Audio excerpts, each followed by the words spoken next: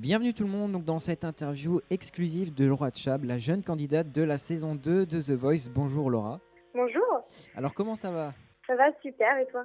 Ça va, écoute, merci, je te remercie beaucoup. Alors on te remercie d'avance de nous consacrer cette petite interview aujourd'hui parce qu'on pense bien qu'avec tout ce qui se passe en ce moment, tu es un peu occupée.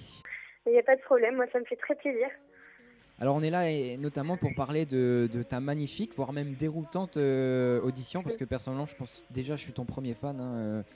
Dès la C'est gentil. dès la première fois que je t'ai vu, j'étais tout de suite assez impressionné. Alors après cette ascension incroyable, dans quel état d'esprit es-tu aujourd'hui ? Alors aujourd'hui, je suis très très heureuse.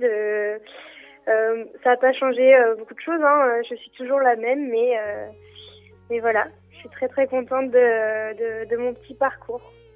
Oui, qui est un parcours déjà assez impressionnant quand même, parce que durant l'émission, tu as quand même interprété d'abord People Help the People de Birdie. Alors, est-ce que cette chanson, elle a une signification particulière pour toi ?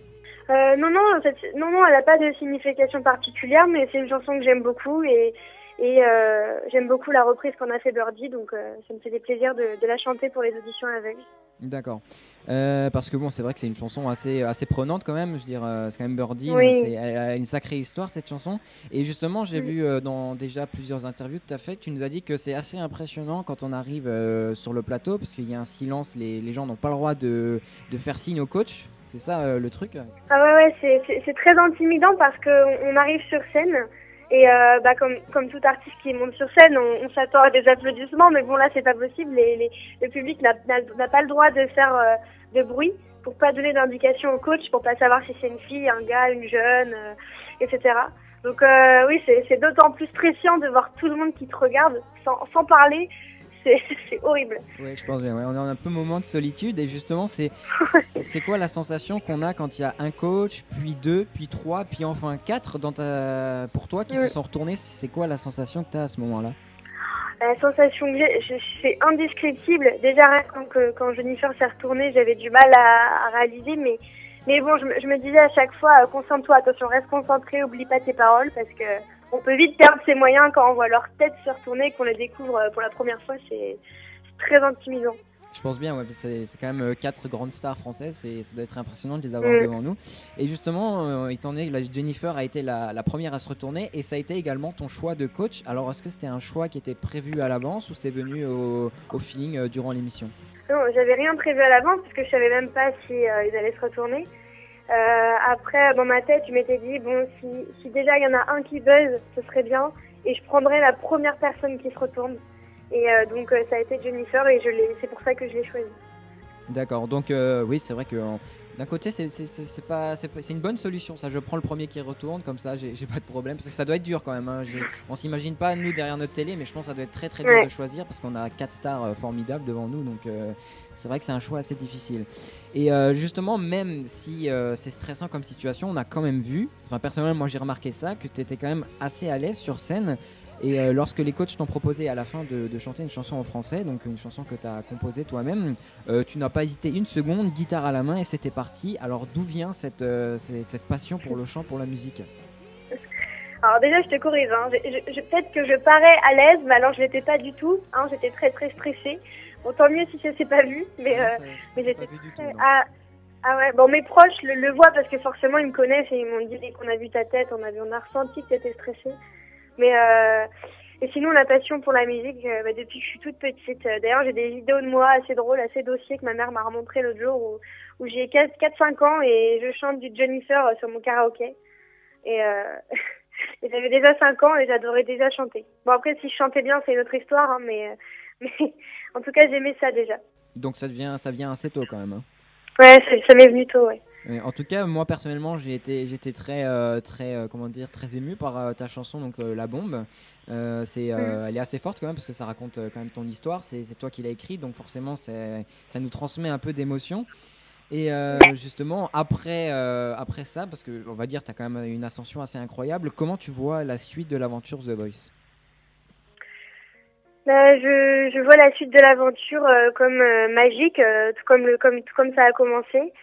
Après, je garde la tête froide et puis on verra bien comment ça se passe. Il y a beaucoup de talent, il y a un niveau qui est très très élevé Et donc on verra. Oui, c'est vrai que le niveau est très élevé cette année quand on regarde ceux qui sont passés samedi et là, d'un samedi dernier. C'est vrai qu'il y a un sacré niveau. Et surtout, vous êtes aussi cette année, j'ai remarqué que tu as 16 ans, hein, c'est ça? Oui, oui, je viens juste d'avoir 17 ans. Ah, 17 ans. Bah, bon anniversaire alors, en retard. Bah, merci. Voilà, C'était la semaine de la diffusion, donc c'était un beau cadeau. Ah ben, parfait. Alors, bon anniversaire encore. Hein. Merci. Donc ouais, parce que je dis, vous êtes quand même beaucoup de jeunes cette année. Je pense que tu as rencontré les autres jeunes qui étaient là. Oui, oui, on s'est tous rencontrés et on s'entend très bien. C'est vrai qu'on est beaucoup dans l'âge de 16-17 ans et tant mieux, moi je trouve ça cool si les jeunes peuvent prendre le dessus sur la musique, c'est Ah oui, c'est hein. pas mal, c'est sympa. Ah oui, moi je trouve ça justement très très bien qu'il y a des jeunes comme ça qui s'affirment un peu. Alors justement, Ouais. on voit que les réseaux sociaux ont beaucoup réagi à ton apparition dans The Voice et tu connais une grande popularité sur les réseaux sociaux avec plus de 40 000 fans sur Facebook, plus de 18 000 followers sur Twitter et enfin plus de 6 500 followers sur Instagram. Alors comment tu gères tout ça? Parce que 40 000 fans sur Facebook, c'est énorme. Ouais, c'est énorme. Moi qui avais, je sais pas, j'avais réussi déjà à avoir 700, 800 fans et j'étais déjà tellement contente d'avoir 800 personnes sur ma page Facebook. Alors là, quand je me retrouve avec 40 000, bientôt 42 000, j'ai du mal à réaliser, mais en tout cas, c'est bien moi qui tiens toutes mes pages. Et je suis la seule à avoir mes propres mots de passe, à part ma maman, bien sûr, mais c'est moi qui réponds aux messages. J'essaye de répondre à tout le monde du mieux que je peux.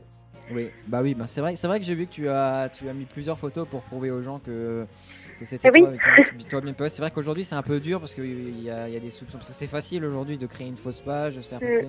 Donc oui, voilà, on vous confirme que sa page, c'est la seule page unique qu'il y a de toi. Et j'ai vu qu'il y a aussi une page fan, des fans qui ont fait une page pour toi, mais ils l'ont bien précisé que c'est une page fan, donc la seule page unique c'est Laura Chab sur Facebook. Oui.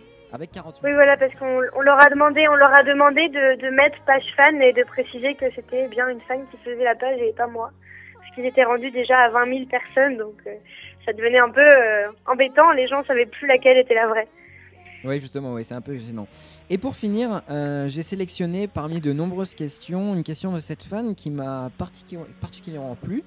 Elle m'a demandé, parce que pour elle t'a un peu prise pour la Selena Gomez française. Attention, c'est quand même assez haut niveau. Oui. Et elle t'a demandé justement si tu avais envie de continuer dans la chanson et d'avoir une aussi grande notoriété.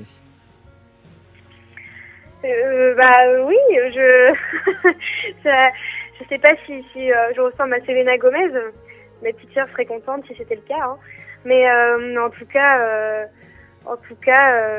c'est un beau compliment. Je remercie celle qui a dit ça. Et, je sais pas, je fais pas de plan sur la comète. J'ai pas envie de m'imaginer la suite. Je préfère vivre au jour le jour et voir comment ça marche. D'accord, très bien. Et en dernier, avant de finir, je te demande si est-ce que tu as un message à faire passer à tes fans qui écouteront cette interview. Et déjà les remercier pour leur message de soutien, leur message d'amour, tout ça, ça me fait très plaisir et j'espère qu'ils seront là jusqu'au bout et j'espère qu'ils me supporteront pour les battles qui arrivent bientôt dans 4 semaines. Voilà, et les remercier encore une fois. D'accord, il n'y a pas de problème. Écoute, je te remercie pour cette interview. On rappelle donc qu'on peut te suivre sur Facebook, Twitter et Instagram, que je vais publier avec l'interview, comme ça les gens pourront te suivre. Et bien entendu, dans quelques semaines avec les battles de The Voice sur TF1. Voilà, super, je te remercie. Il n'y a pas de problème, merci beaucoup et à bientôt. À bientôt. And if I had to break, I'd be cold as a stone.